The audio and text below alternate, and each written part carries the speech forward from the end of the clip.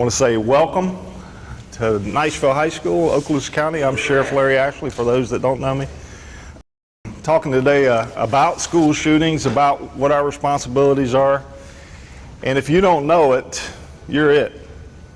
If the unthinkable happens, they're not going to look at the principal, they're not going to look at the teacher, they're not going to look at the students, they're not going to look at the family, they're going to look at you and say, not what you just did today, not how you answered the call, but what you did to prevent the call. What did you do before? Have you trained your principals? Have you trained your teachers? What have you done to address the impossible? The thing that we think will never happen. We got to get out of that mindset, out of that culture. And I'll give you an example. I spoke with principals a couple weeks ago.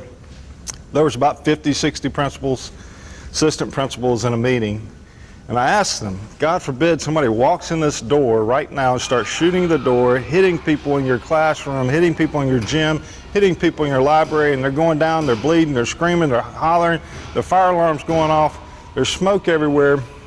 What do you do? Are you ready for that? Is the first thing you do notify everybody that there's a shooting? Do you go to the shooting? How do you direct people where you're at? Do you know which direction north is? Do you know what building you're in? Do you know the address you're at? Can you direct help to where you're at? So we've got to be much more cognizant of the fact of what we're doing and why we're doing it. That scenario, if you hadn't gone to every teacher in your school and every principal and said, all right, here's the scenario. Somebody just walked in a shooting. What do you do? Who do you call first? Do you call 911 first? Or do you put your school in lockdown first? Who has the authority to call a code red or a lockdown? Does everybody in your school have that authority? On preparation, do you think you have time to go get a rifle? You think you got time to go put on your bulletproof vest?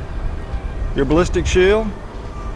You think we can just go to our trunk when there's an active shooter going on and take whatever time we need to go deal with that?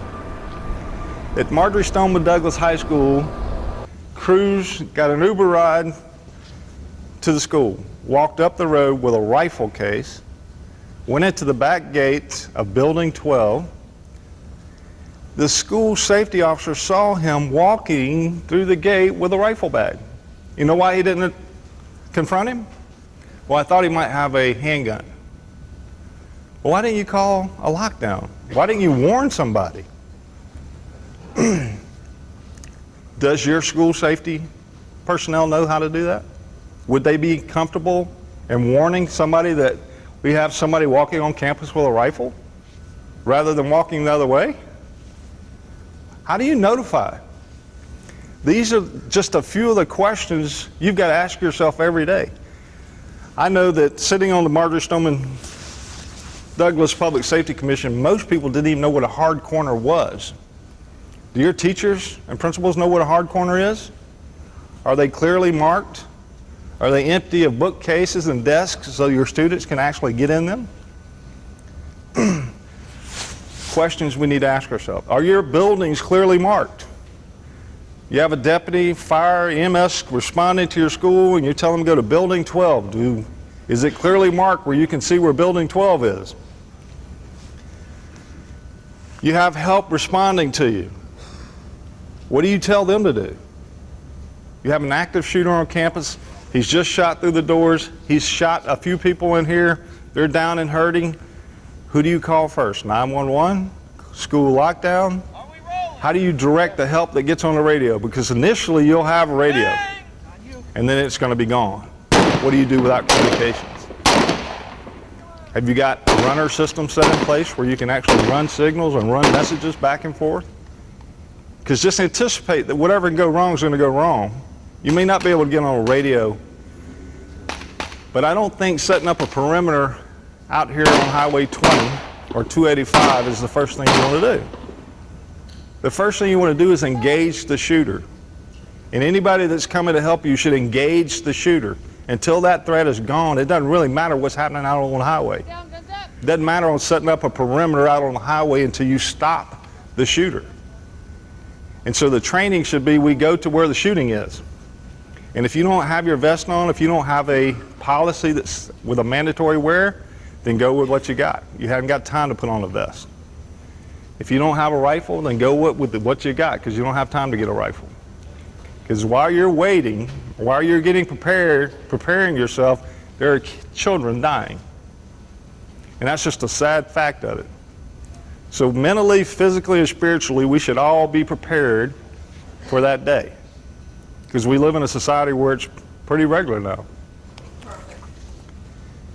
The policy that governs us is the one that we should train on. And if it's not right when we're training, then we should change it. If your policy says you may engage an active assailant, you probably should change it to say you shall engage an active assailant. Because people aren't going to look at anybody but you when it happens. They're going to look at you and say, what do we do? And if you don't know, then it's going to be a bad day. I'm here to encourage you. How many of you read the Marjory Stoneman Douglas Public Safety Commission report? If you haven't, I strongly encourage you to. Specifically Chapter 5, Chapter 6, and Chapter 7. Chapter 5 is law enforcement's response to the incident. Chapter 6 is fire and EMS response to the incident. And Chapter 7 is the communication failures. And it wasn't just that. If you're a school official, Chapter 1 through 4 is about the school district's failures.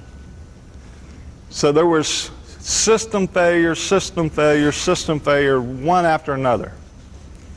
But there also was apathy, rank apathy, where we just refuse to deal, refuse to look at, refuse to believe that this can happen here.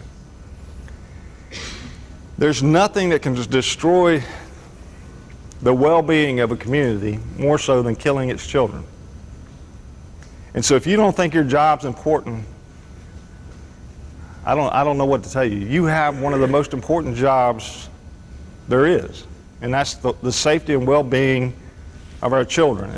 You're on the front lines. You see it every day, and everything that happens out there, rape, robberies, stalking, child abuse, drugs, theft, everything that happens out in society gets drug into schools because it's just a microcosm of society.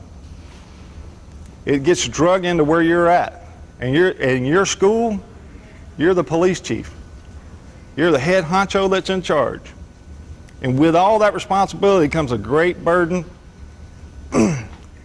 of leadership, of responsibility, of obligation. And are you mentally prepared for that? Are you trained for that? And that's what I'm here to encourage you to do. During your training today and every day from this point, be prepared. But you're responsible.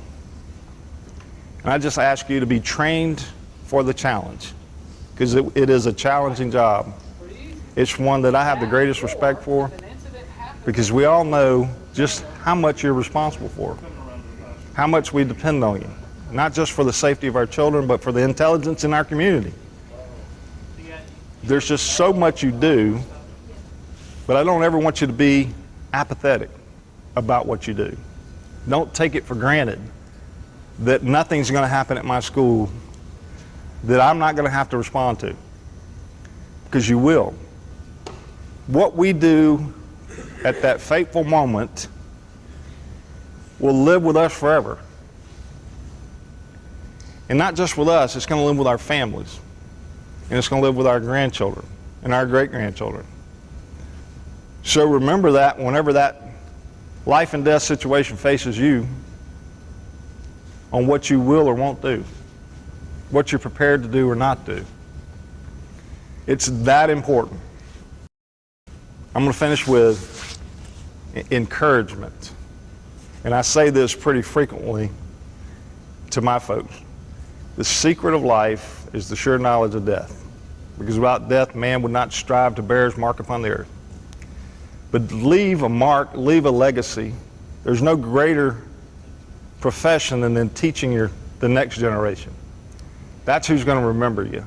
Those relationships you build with these young people, with the teachers and the staff, what you do for your community, that's what people will remember. That will be the mark you leave. I can't say thanks enough, but I'll always keep trying. You have my full support, and the Florida Sheriffs are certainly 100% behind you, the Florida Police Chiefs Association. Everybody's behind you. Everybody's going to support you. You just have to say what you need